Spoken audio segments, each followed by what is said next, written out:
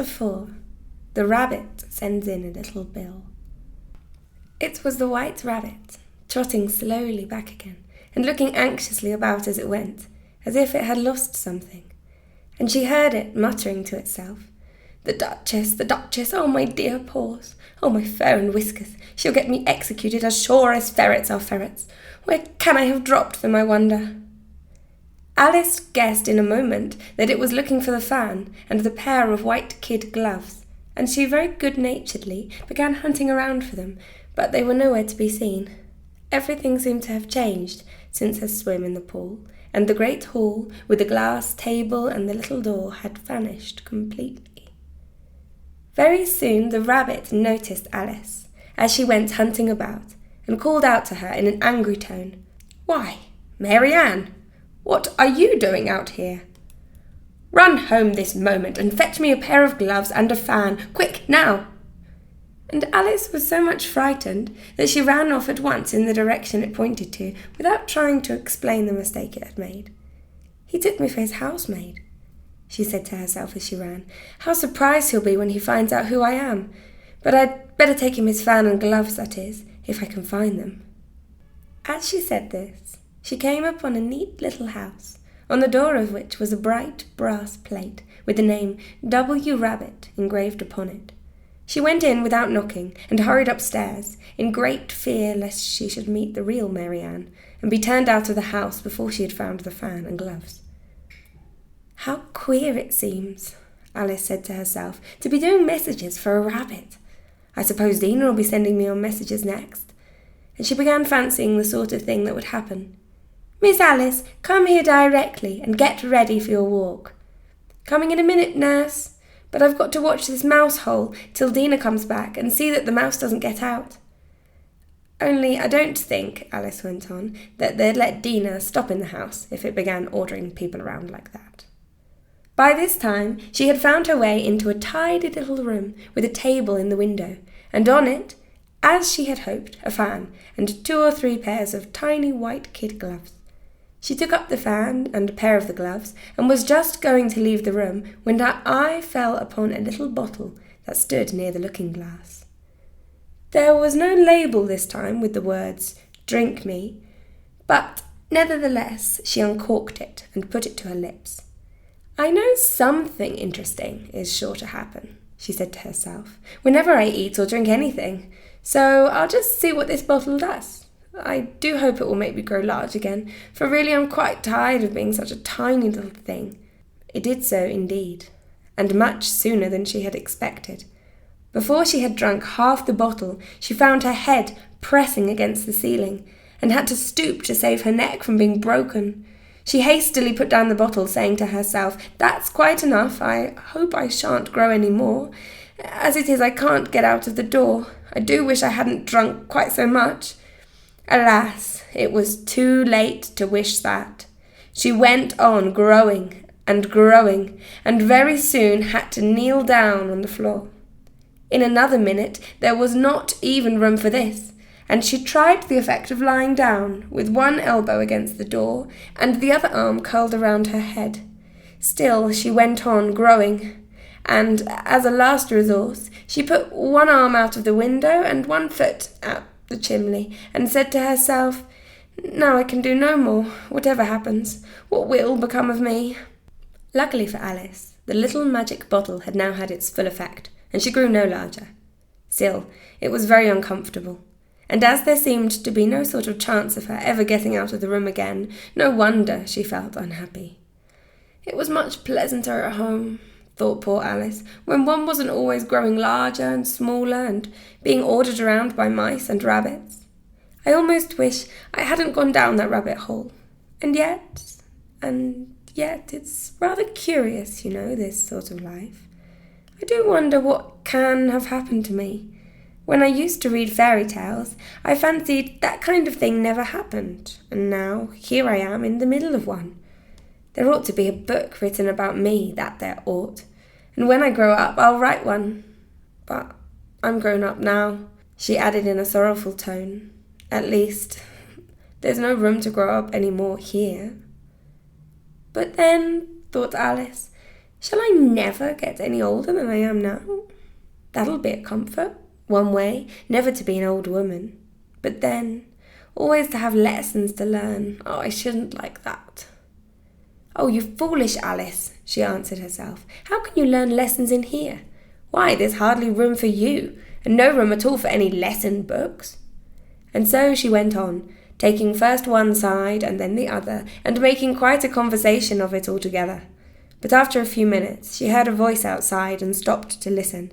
"Marianne! Marianne!" said the voice. "Fetch me my gloves this moment!" Then came a little pattering of feet on the stairs.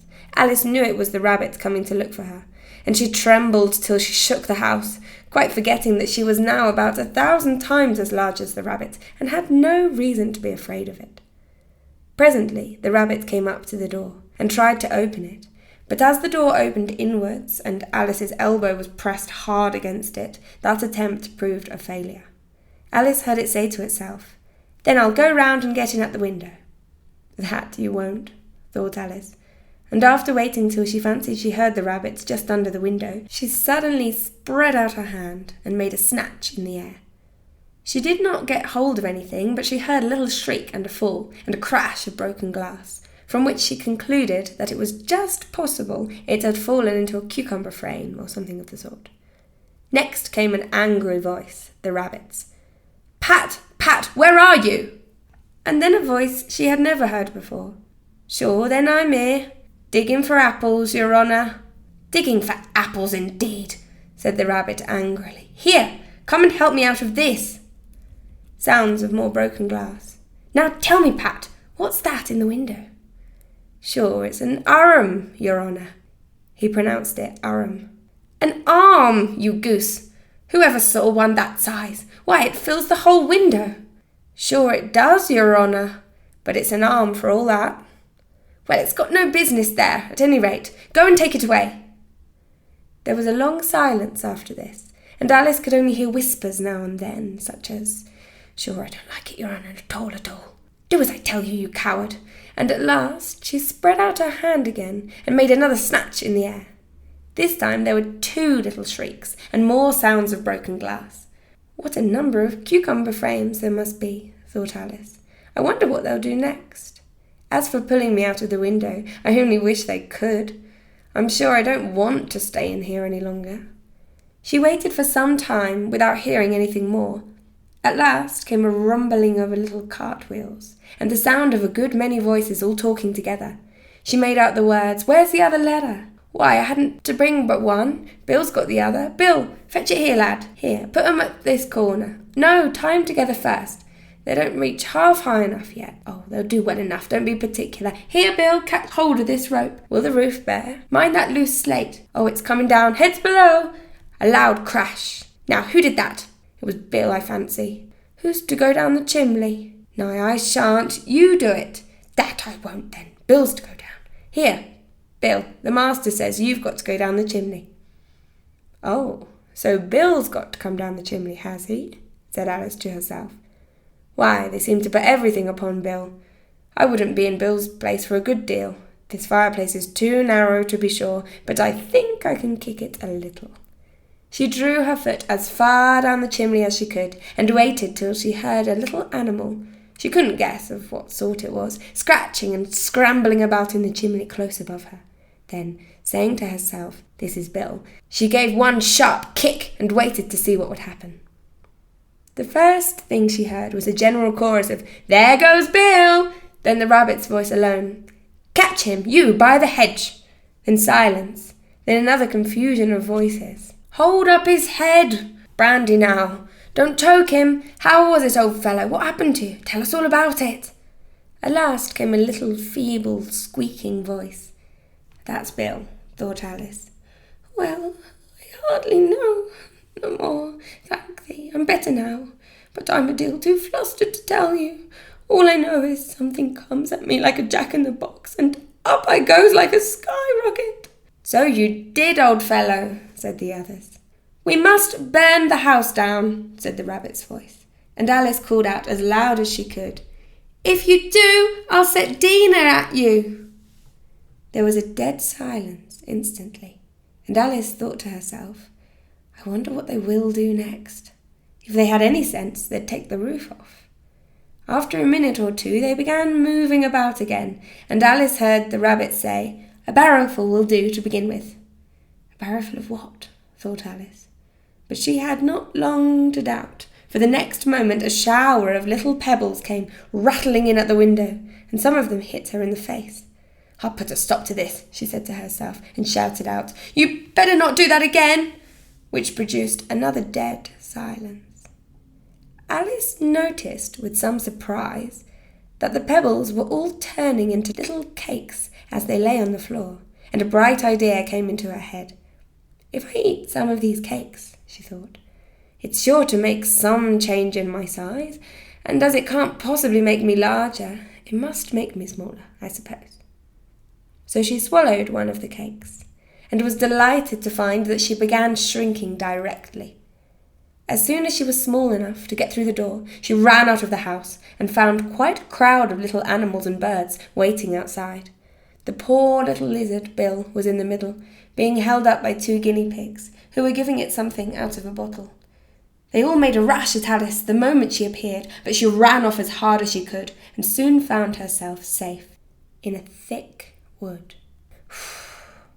"The first thing I've got to do," said Alice to herself as she wandered about in the wood, "is to grow to my right size again.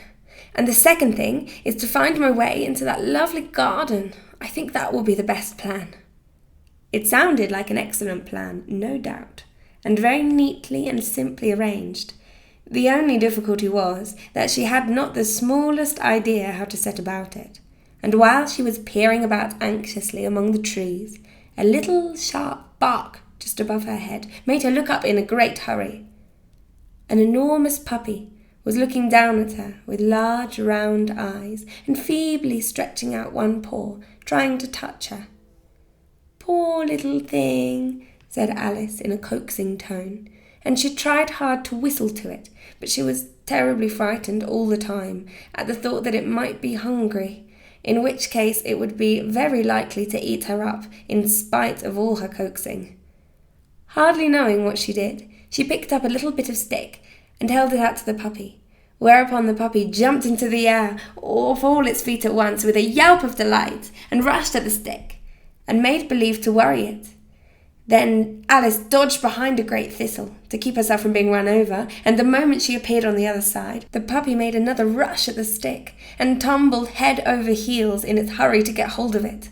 Then Alice, thinking it was very like having a game of play with a cart horse, and expecting every moment to be trampled under its feet, ran around the thistle again.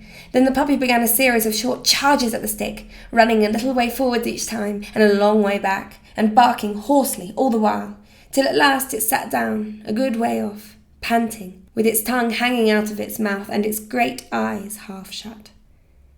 This seemed to Alice a good opportunity for making her escape, so she set off at once, and ran till she was quite tired and out of breath, until the puppy's bark sounded quite faint in the distance. "Oh, and yet what a dear little puppy it was," said Alice as she leant against a buttercup to rest herself, and fanned herself with one of the leaves. "I should have liked teaching it tricks very much if I'd only been the right size to do it. Oh dear, I'd nearly forgotten that I've got to grow up again. Let me see, how is it to be managed? I suppose I ought to eat or drink something or other, but the question is, what?" The great question certainly was, what? Alice looked all around her at the flowers and the blades of grass, but she could not see anything that looked like the right thing to eat or drink under the circumstances. There was a large mushroom growing near her, about the same height as herself, and when she had looked under it and on both sides of it and behind it, it occurred to her that she might as well look and see what was on the top of it. She stretched herself up on tiptoe and peeped over the edge of the mushroom, and her eyes immediately met those of a large blue caterpillar that was sitting on the top with its arms folded, quietly smoking a long hookah, and taking not the smallest notice of her or of anything else.